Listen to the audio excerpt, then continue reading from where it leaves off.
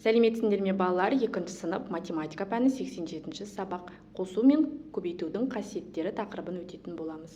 Балалар, менің каналымды жоғалтып алмас үшін видеоның төменгі жағындағы подписатта батырмасын басып, каналыма тіркеліп алыңдар.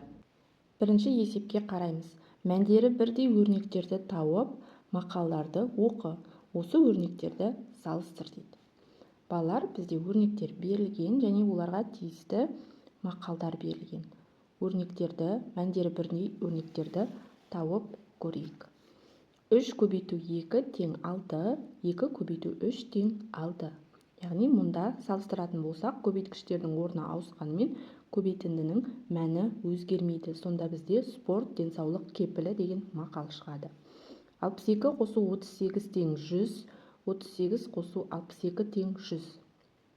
Екі өрнекті салыстыратын болсақ, қосылғыштардың орны ауысқанмен қосындының мәні өзгермейді. Бізде шыққан мақал денсаулық, зор байлық. А қосылған 500, 500 қосу А. Мұнда да балалар қосылғыштардың орны ауысқан.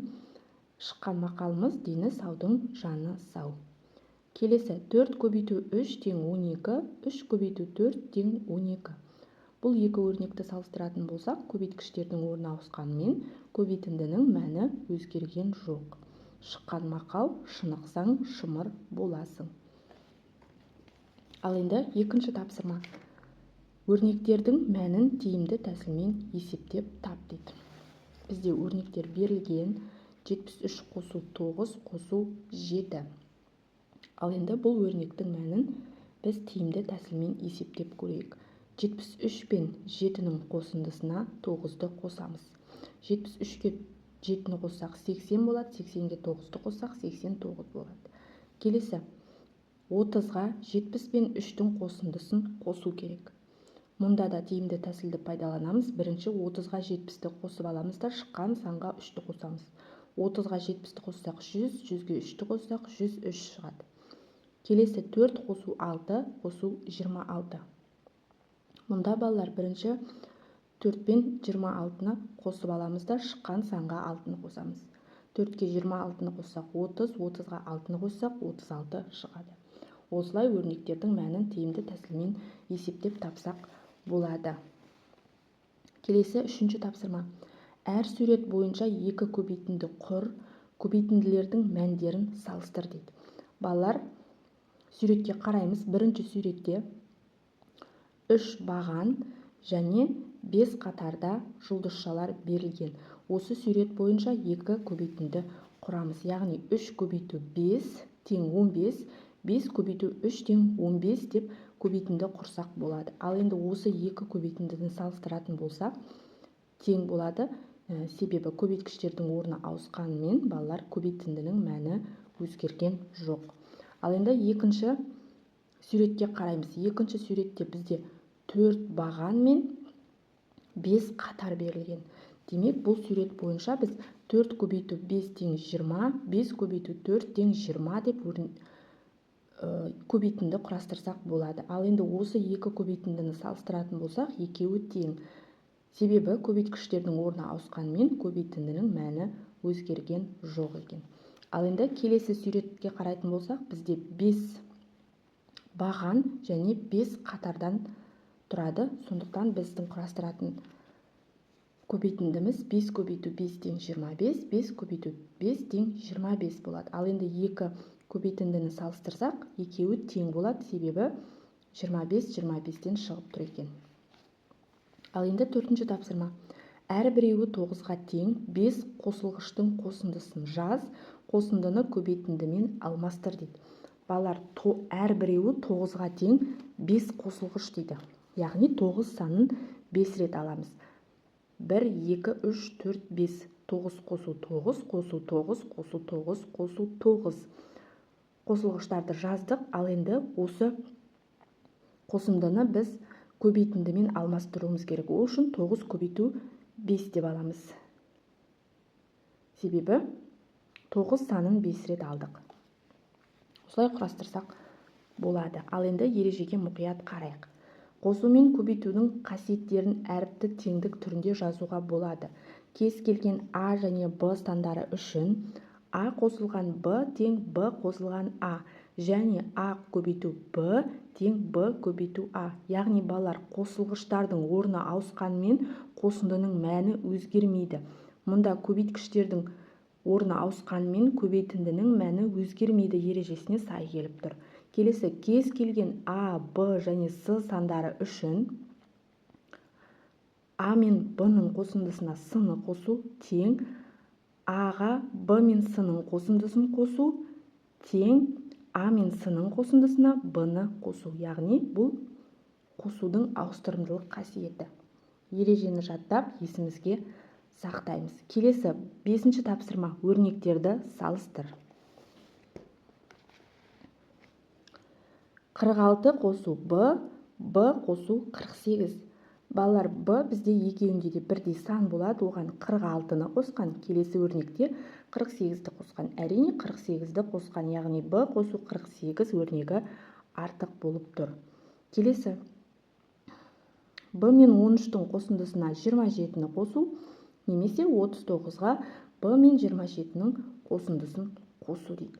Балалар, Б-ға екеуінде де 27 бар, екеуінде де Б бар, бірақ бірінші өрнекте 13-ті қосқан, екінші өрнекте 39-ді қосқан. Әрине 39-ді қосқан жағы бізде артық болып тұр екен. Келесі, 3 көбейту 4, 4 көбейту 2. 3-ті 4-ке көбейтсек 12, 4-ті 2-ке көбейтсек 8 болады. Сонда 3 көбейту 4 өрнегі артық болып тұр. 6 көбейту 5, 7 көбейту 5.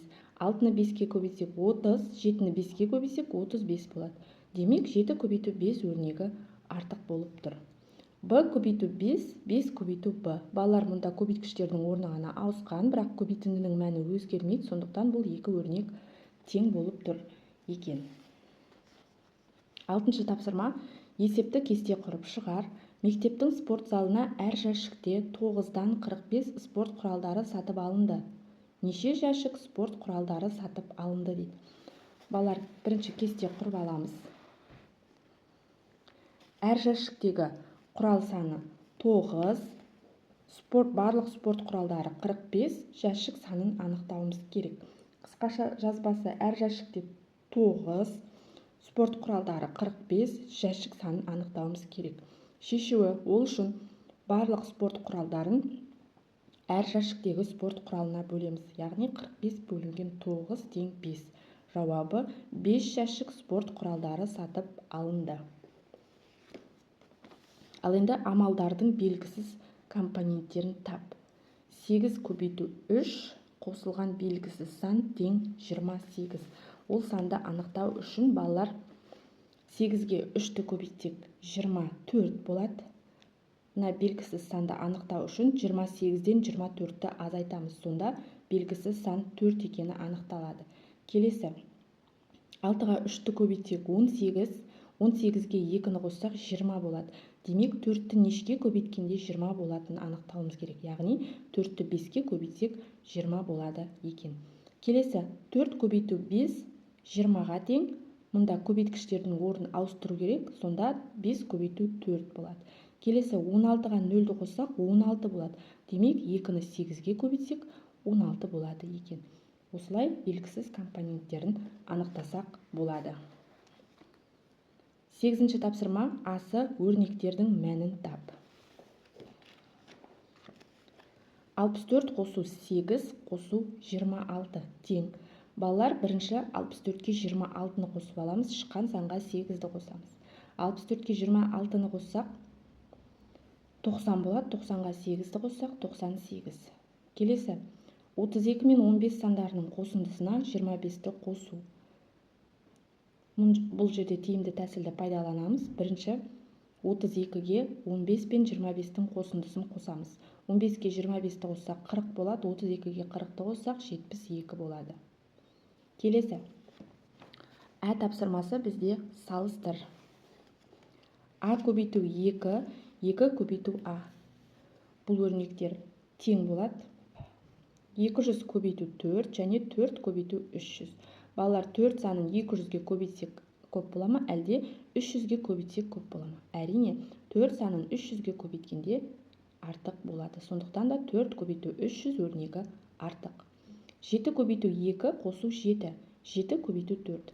Балалар 7 көбейту 2 қосу 7 өрнегін көбейтіндімен алмастыратын болсақ, 7 көбейту 3 болады. Ал мұнда 7 көбейту 4. Сондықтан да 7 көбейту 4 өрнегі артық.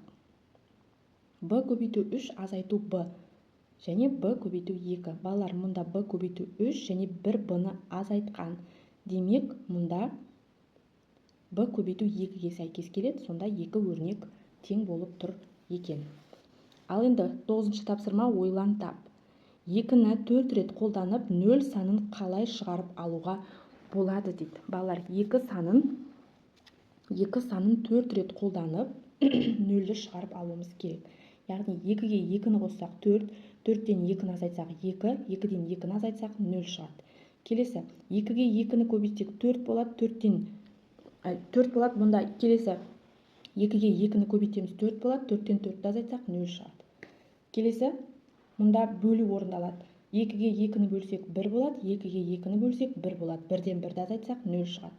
Келесі, 2-ге 2-ні көбейтсек 4 болады, 4-тен 2-ні азайтсақ 2 қалады, 2-ден 2-ні азайтсақ 0 шығады.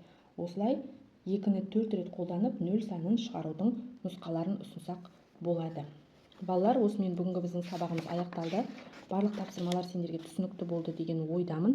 Келесі жаңа сабақта кездескенше сау болыңдар.